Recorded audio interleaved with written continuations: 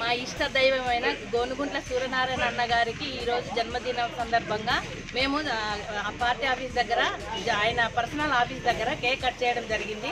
జన సందోహంలో ఈరోజు చాలా ఆనందంగా ఉన్నాము.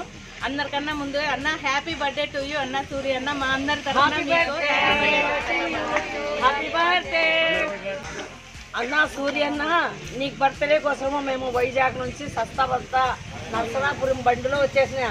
అందుకోసం ఇంతమందిలో నేను కూడా ఇప్పుడు కలిసినానంటే నాకు చాలా ఉల్లాసంగా ఉంది.